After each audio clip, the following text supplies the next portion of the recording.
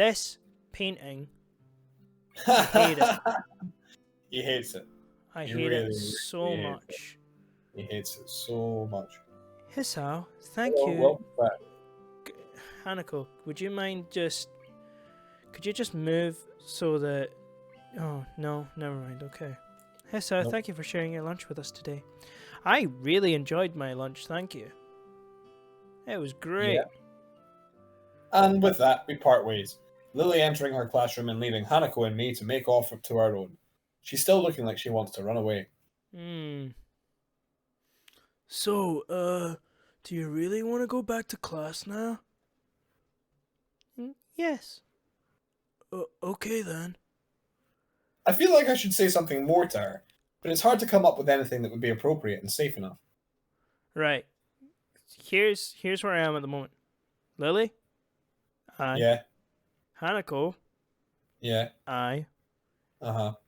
Emmy? Uh-huh. Maybe. Okay. It's kind of a maybe. I Okay. want to meet her pal.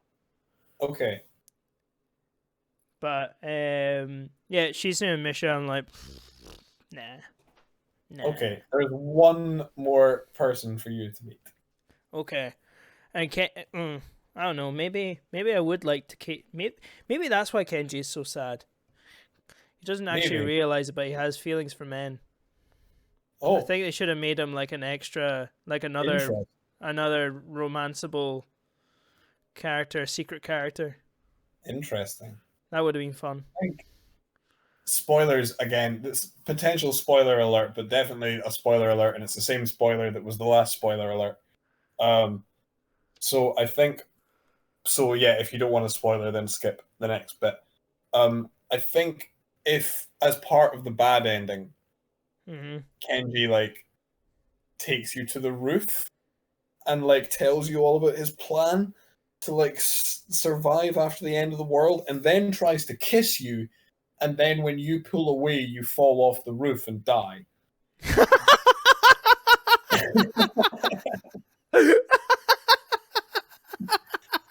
But I think we've passed that point just simply by the choices you've already made. So okay, I'm glad. I don't think you can fuck it up. That like, yeah, you can't. Yeah, you'll pass that point. That's funny though.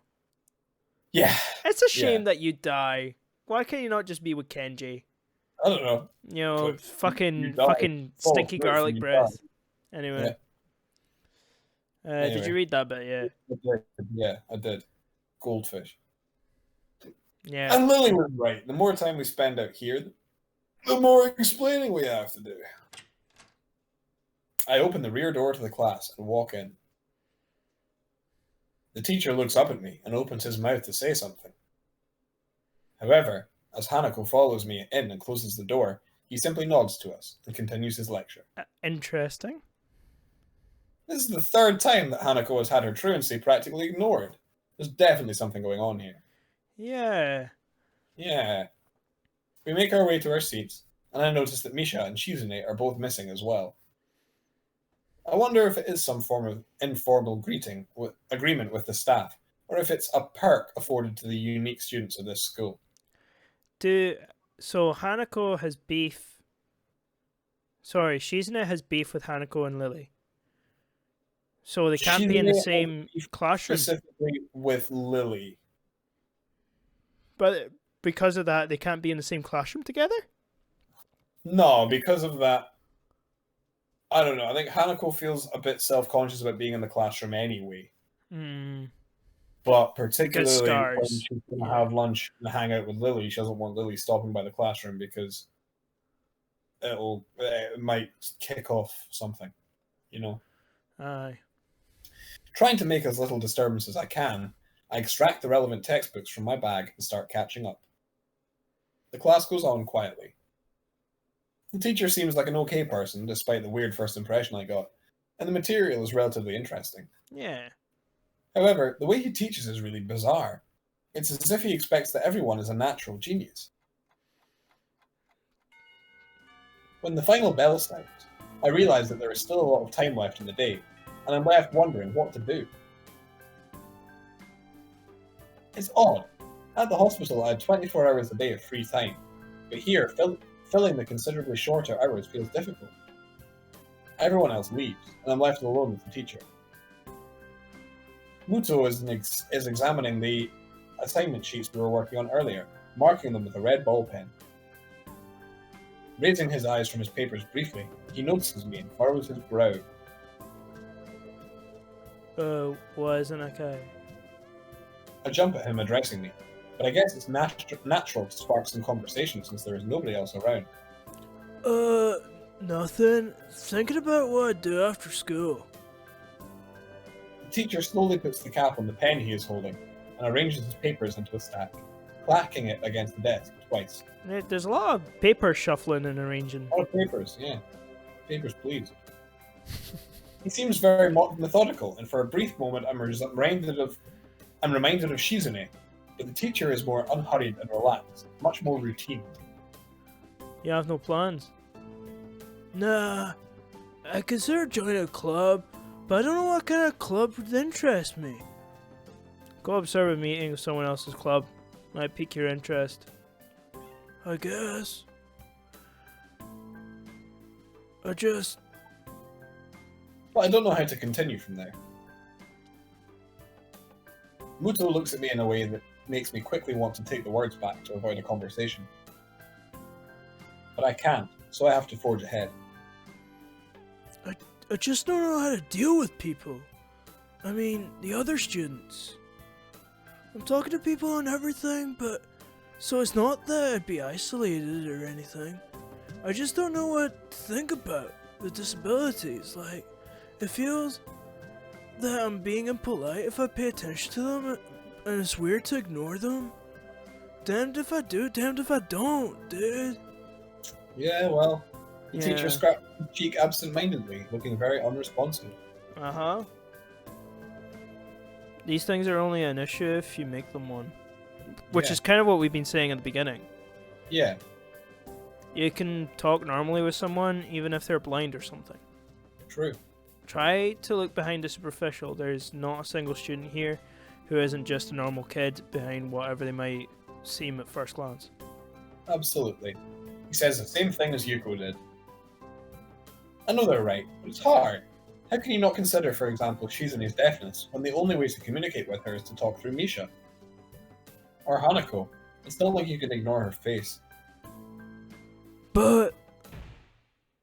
I'm interrupted by the door of the classroom suddenly slamming open. Teacher! Misha crashes in, hands straight in an enthusiastic greeting, her voice loud and lively enough to wake the dead from their graves. She starts towards the teacher's desk with her bouncing step, hands energetically swinging with the rhythm. Muto, visibly dismayed at the interruption, and Misha in general, slumps in his chair. Mikado. Misha stops in her tracks, and looks around cluelessly, as if she's sensing from his tone that something's wrong, but has no idea what. Yes?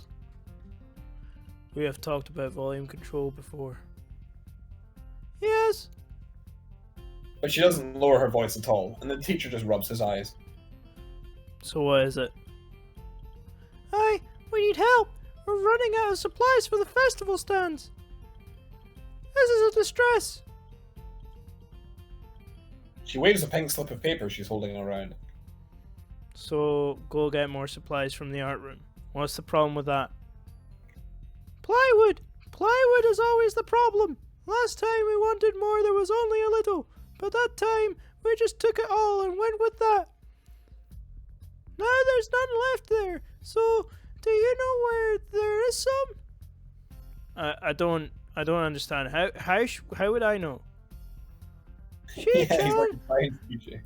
I mean, the president thought that a teacher would know if there is plywood. Was she wrong?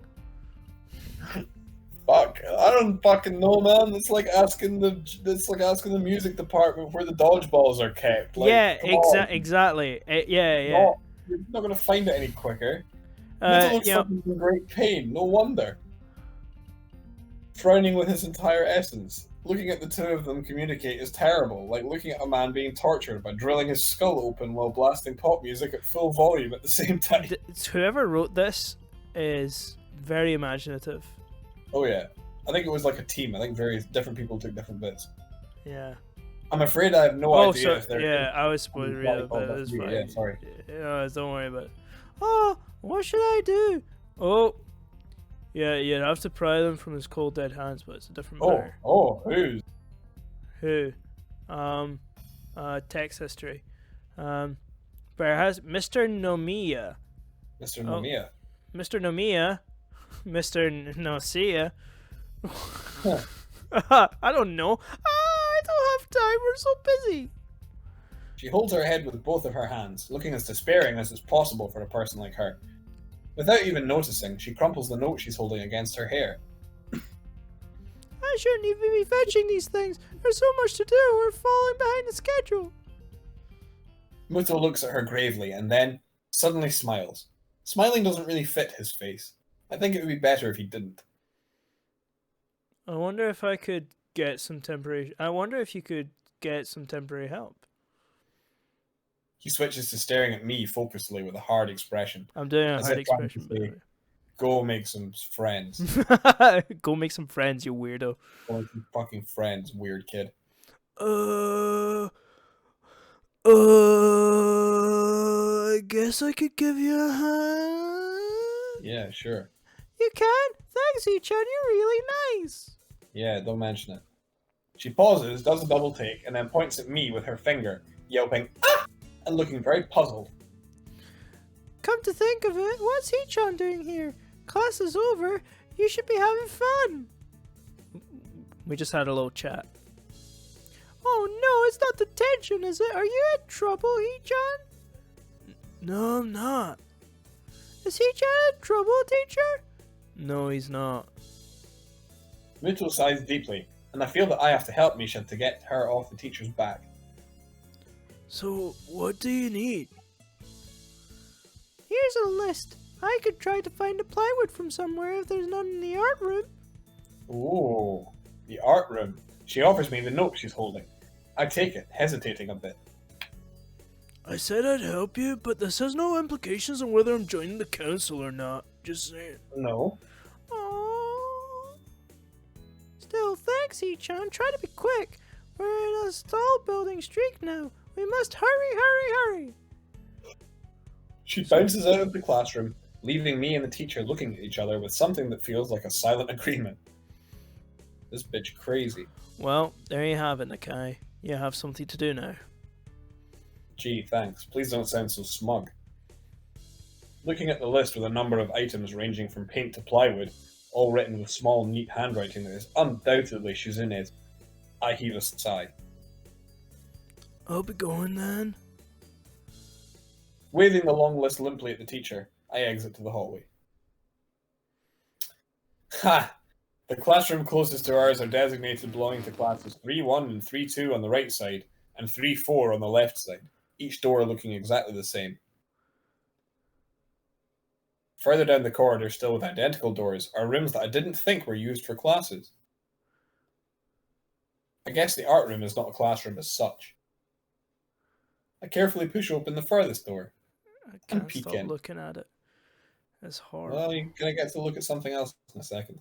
It's Great. a classroom. It seems rather badly kept or not in use. Am I in the right place? Desks and chairs are all around the room. A thin layer of dust settled on them. There are some easels in the corner, so at least this looks like the right place. The room is flushed in sunlight from the big windows, shadows creeping all over the desks. Specks of dust are dancing in the stagnant air, making the beams of light almost visible. Jokingly, I call into the empty room. Anybody, Something catches my eye and I stop mid-sentence. Sitting on a desk is a short-haired girl, curiously wearing a boy's uniform, with a fork between her toes, a morsel of food stuck firmly on the end. This odd way of dining seems to be caused by her apparent lack of hands, but her presence here is what takes me aback even more.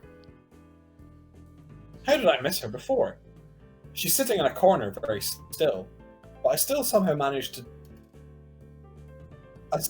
took her as part of the furnishing or a statue at first glance. I'm not being too observant today, as a whole. No, you're not. No. The girl seems to be frozen in place, staring at me with her huge eyes like a rabbit in headlights. She's staring at me, her mouth wide open, ready to accept the fork. I'm staring at her, my mouth wide open, suddenly remembering I didn't finish my sentence and trying to think if I should. This weird stalemate keeps us both stunned into silence, punctuated only by the wall clock ticking rhythmically. Hello. The girl stuffs the forkful in her mouth and is now staring at me expectantly while chewing. This is a bit awkward. Hello. I was told to pick up some supplies from here for some festival stalls, I think. I didn't think there would be someone here. There isn't. That's why I came here too. She picks up another forkful. Doesn't that mean you're here then? She raises her eyebrows as if she was expecting my observation was false. You're pretty observant. I guess it does. But who are you? This girl is pretty straightforward, isn't she? I'm not gonna lie. Okay, now it's getting interesting. What do you mean now it's getting interesting? Now it's just getting out. Now I have decisions to make.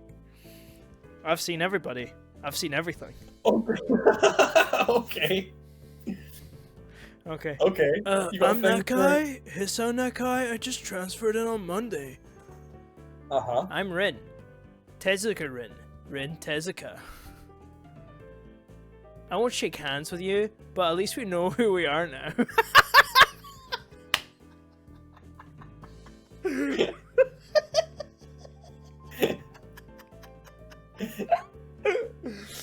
That's very nice.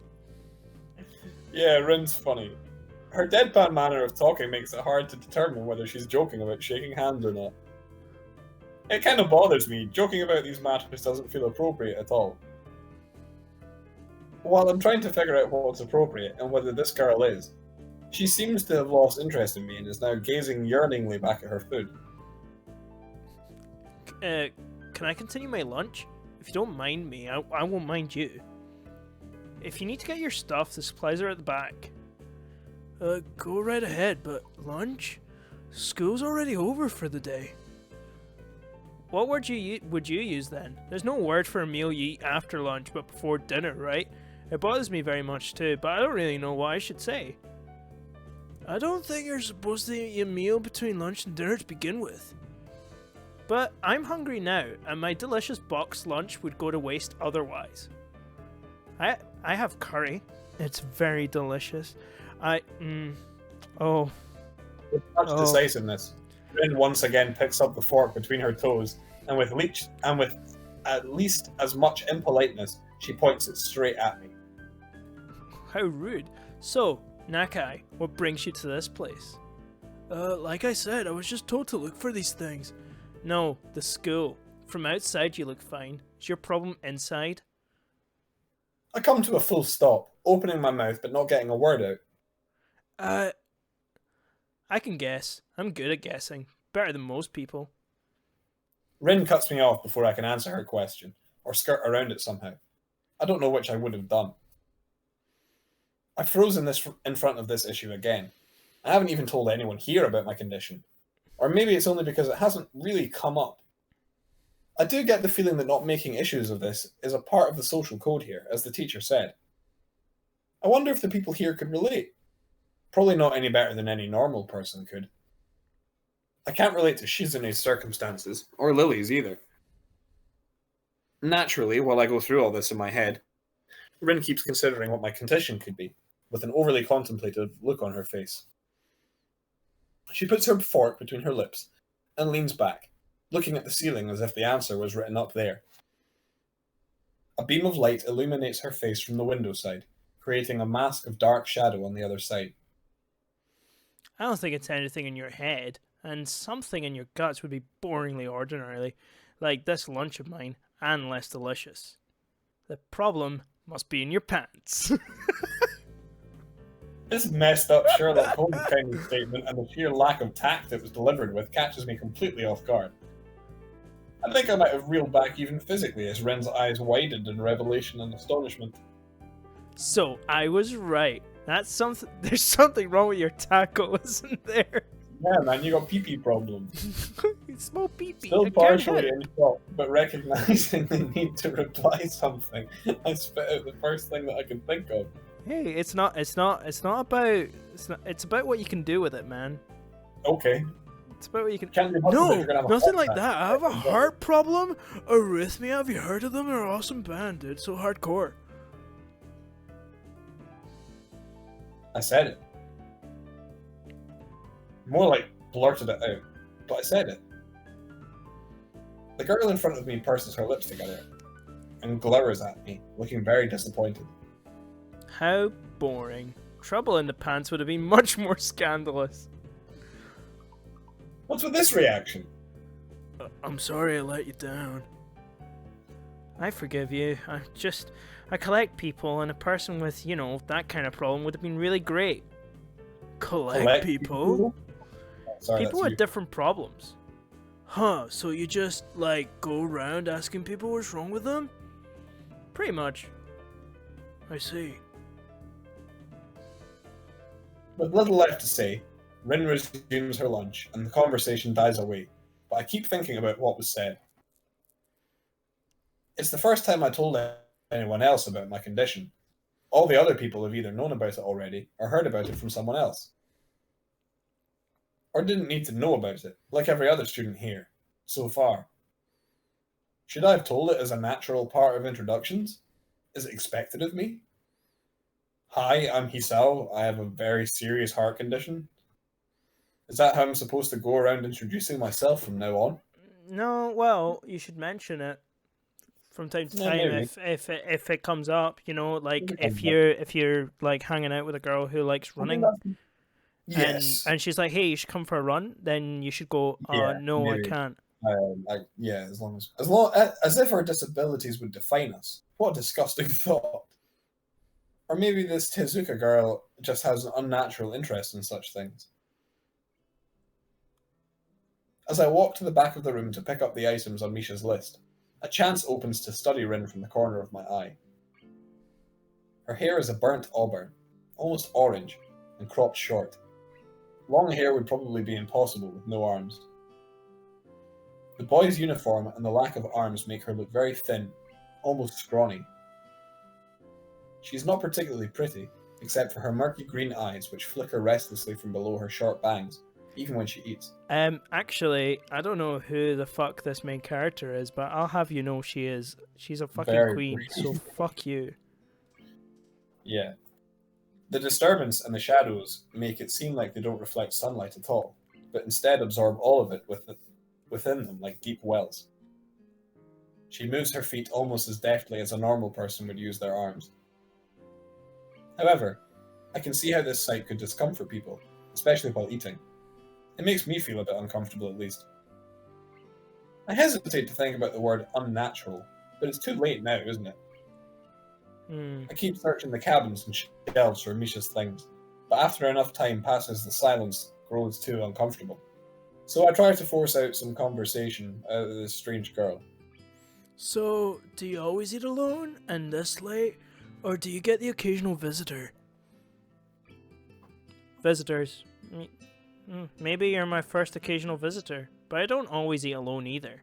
Sometimes I eat with a certain person on the roof, if she's not horsing around. Horsing? She likes to do sports. Oh. And that's all I can think of to say, in spite of the fact that you've met someone else that loves sports. Maybe they're friends. Yeah, maybe. Both of us fall silent again as Rin forks the last bits of her meal to her mouth. I look down at my haul and double check it with Misha's list. It seems I have everything except plywood. So I think I have all the things now. That's very nice for you. Don't feel obliged to stay. I was about to take a nap anyway. You do whatever you need to do. You do whatever you're going to do with that stuff anyway, okay? Or perhaps you like to watch girls sleeping? I'm not sure what to make of this, but Rin looks serious. Even if I did, I think I have to be going. I mean, listen. What a response. Honey, babe, I will watch you sleep if you want me to. 100%. Really? What? Right, so what about Rin so far? In the 2 minutes of conversation you've had with her? Listen, man, I just know. You just know? I just know. Okay, fair enough. Gut instinct, dude. I just know. Okay. I'm just really into it. Okay. You can call me Rin. Oh. I feel that our relationship is at this point good enough to warrant this much. I was already turning to make my exit, but she draws me back in. I just like how I don't know. She's just like really. I feel like if I met Rin in real life, she would be really easy to talk to. Okay. And I'd be able to have like a good relationship. Okay. With her. Do you know what I mean? I do. In that she's not too girly, if that makes sense. Yeah. Fine. Then I'm Hisao. Then you are. And she's narky as well. Rin looks at me hard in the eyes, but that intimidating feeling you get when someone stares at you isn't there. Actually, do you know what it is? This is gonna be awful. This is gonna be really bad. The fact you don't have any arms? No. It's not the arms thing. It's actually she's reminding me a lot of Rachel. This is I thought you might say that. In that she's like really narky and sarcastic and just funny. It's the hair and the green eyes actually also help.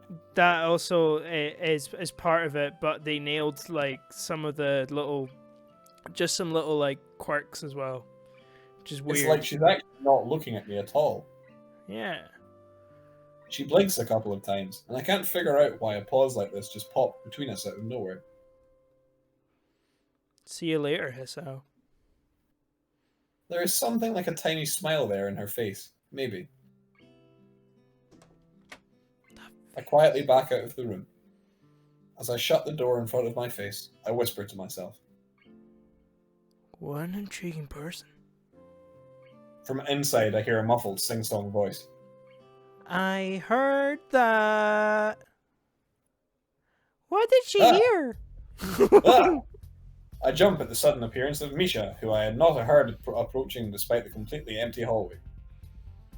Somehow she had gotten to jumping distance of me without making a sound. Creepy. It briefly reminded me of Kenji's nutty theory about a global feminist conspiracy. I pushed that thought aside. Shizune, standing slightly behind Misha, looks aloof as if she couldn't have heard the remark that drew Misha's attention. But Misha is visibly excited. No, wait, more importantly, who is in there? There's no club meetings today. She tries to curiously peek past me, even though the door prevents her from seeing anyway. What are you doing here? It took so long that... Oh, sorry, I did Misha's voice for fucking... Yeah. You took so long that we had to come check what's wrong. That's not good, Michan.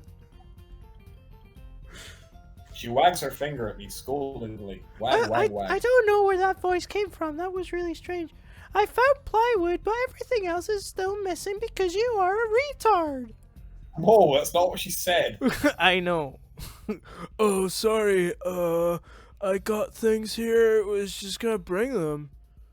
I think you were up to some mischief, Chan. Who was in there with you, I wonder?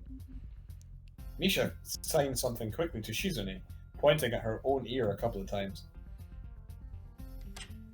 Shizune immediately pushes her way past me and opens the door into the classroom I just left. I don't like how keen Shizune is on me. It's a little bit... She's forceful. She's aggressive. I don't like it. I don't like aggressive girls, man. You were kind of into it. You were like, oh, she's very... No, driven. No. Now it's too much. Now it's too much. Like that painting. It's because she's jealous. She had you from the first day, and now you're meeting all these other girls. You know, you're slipping away. I can only imagine the shock she's experiencing. Yeah. Wow. Sorry, I didn't actually. I thought that was just like. No, I know. I realized that. With I was like, with oh. diligence and attitude, the insolence of daring to deface school property by sleeping on top of it must be too much to bear. And indeed, she stares at Rin, frozen in place apart from the slight but noticeable trembling of her shoulders. From suppressed rage, I'm sure. Alright, she needs to chill out. She does. Instead of blowing up, Shizune just takes a few deep breaths, adjusts her glasses, and slams the door shut, turning to sign furiously at Misha. Maybe she did blow up, but I can't understand it. She shoots a very loaded stare at me, too, as if it was somehow my fault that Rin is sleeping on one of the tables. What did I do? I hope she's not getting any funny ideas about the reason of my tardiness. Oh. Hello. Rin's voice comes from the other side of the door, and it takes a few eye blinks to realize she might have trouble opening it. I open the door to find Rin directly behind it, looking at us with a half-interested, half-sleepy face. Hello. Miss Tezuka, what do you think you were doing? You absolutely are not permitted to use school property for such, disgraceful activity. It sure is suddenly very crowded in here. I didn't know I was this popular.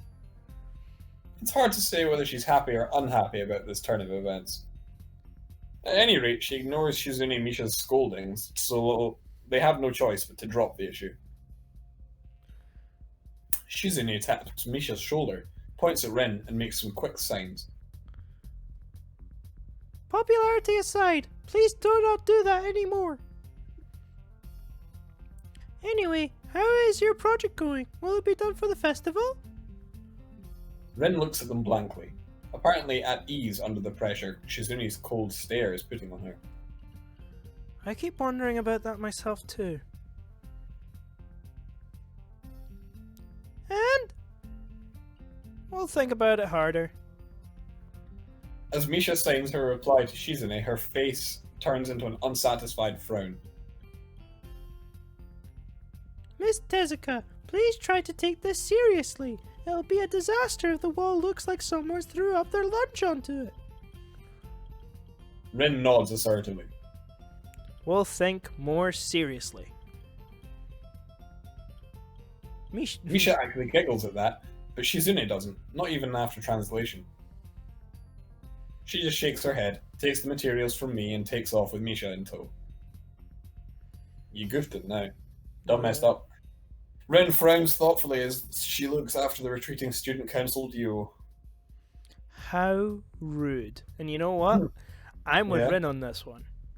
Yeah. I think she was just being a little extra for no reason. Oh yeah, absolutely.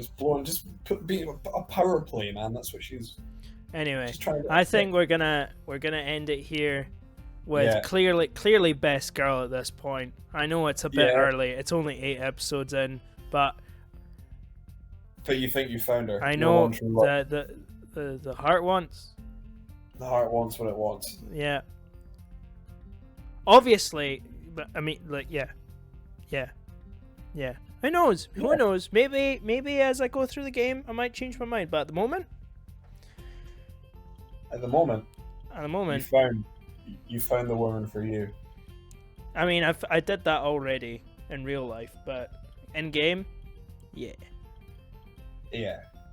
All right. Well, if you too have found the woman of your dreams or the person of your dreams, let us know. Leave a comment. Yeah, or man of your dreams. Yeah, I said person. Oh, person. Good. Yeah. Nice and neutral. We like it. Yeah. Cool. Like, subscribe, ring the bell, leave the comments. What else? That's it. That's it. Check out our other videos. Do that too. We play, Instagram as well. Waker.